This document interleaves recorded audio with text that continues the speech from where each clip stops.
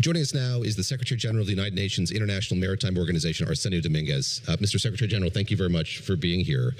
Let me start with what we just heard, and that is the Defense Secretary saying that the Strait, as he put it, is open for transit. Do you agree with that?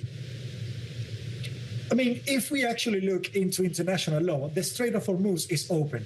But I continue to reiterate my message that right now it is not safe for shipping and in particular for seafarers to actually go and trade in the region because it's too volatile. It's a conflict area, and shipping, again, it's been targeted as a collateral damage for geopolitical situations.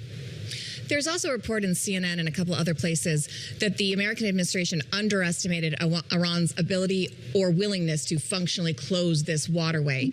Do you agree with that? And do you think that should have been more of a consideration before launching this campaign? Something that is very clear is that the fact that because of this geopolitical situation, shipping is being highly affected, it demonstrates the importance to always maintain the freedom of navigation, to look after the human aspects, the seafarers that are transiting there, and how any of these conflicts have a negative effect in the global economy when shipping is taking part or is affected. Let's talk a bit about those seafarers, those who are stuck in and around the Strait. What are you hearing from them? What are their concerns at this moment? I mean, we can only imagine the stress, the mental health, and the fatigue that they are going through. These seafarers, they're completely innocent, and they have no part in this conflict. But the reality is that ships cannot be left unattended because they become a hazard for navigation and as well as the environmental impact. And of course, with all the disruptions and the volatility, including the air traffic, seafarers cannot really go to port and be repatriated. And of course, I will not be expecting that all the seafarers will come to the region in order to continue to look after the vessels. So the reality is that they are trapped. The best that we can do is to continue to de-escalate, look for diplomatic solutions, multilateralism, and allow shipping trade to continue, and for these seafarers not to be innocent victims. Can you talk to us just about their well-being, how they're doing? I mean, I've got some stats here. It's about 20,000 civilians are stranded in the region. At least 7 ships have been damaged by projectiles. Other ships have been hit and have suffered much worse damage. Are you checking in with them? Do they have enough food and water? Are they able to get off those ships? What is the situation? So the situation is, for us, we have confirmation of 15 ships that have been targeted and at least 7 seafarers who regrettably have actually died in the conflict. And of course, they take no part in it. Right now, we know that ships cannot operate on days end without new supplies. And this goes from water, food, and fuel oils. And this is one of the main concerns that we're having. I'm calling for all the countries in the region to continue to provide supplies and assistance to these ships, particularly those that are more vulnerable right now, and also working with all the companies, the ship owners, the ship operators, to even remotely, now that we have access for communications, to provide that support when it comes to mental health, when it comes to fatigue, and continue to look after the seafarers, even remotely, to let them know that we are actually really concerned and looking at ways to de-escalate this conflict and for the ships to be able to move. And we cannot forget the families of these seafarers in their countries as well. That is your message to countries, as you say. Is Iran among them? Have you had any dialogue with the Iranian regime about safety in the Strait and the Gulf more broadly? I do.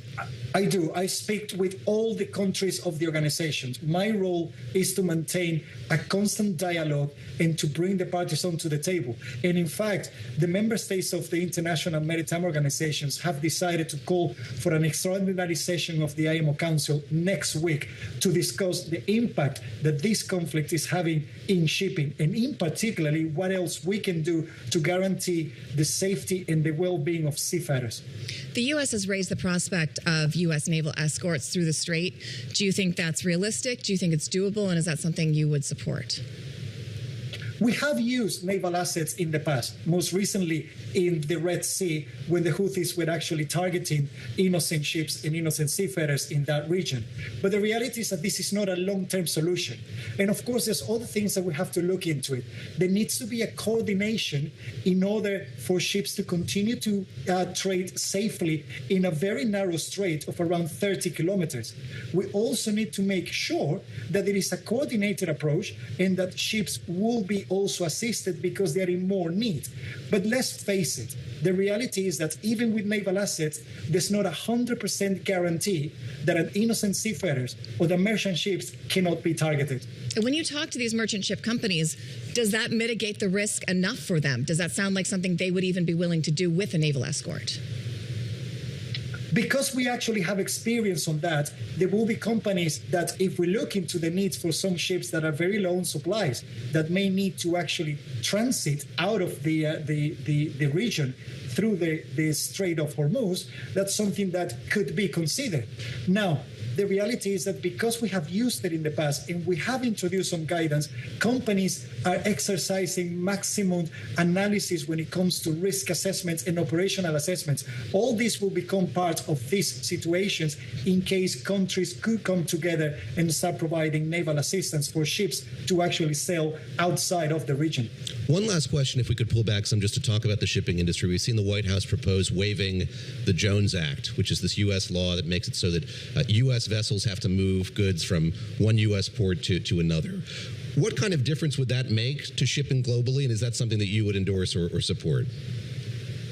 We actually work on global regulations. Countries may decide, in accordance to the national policies, to actually waive exchange rules. For us, it's the fact that shipping needs to have respected freedom of navigation in order to operate equally for all the countries.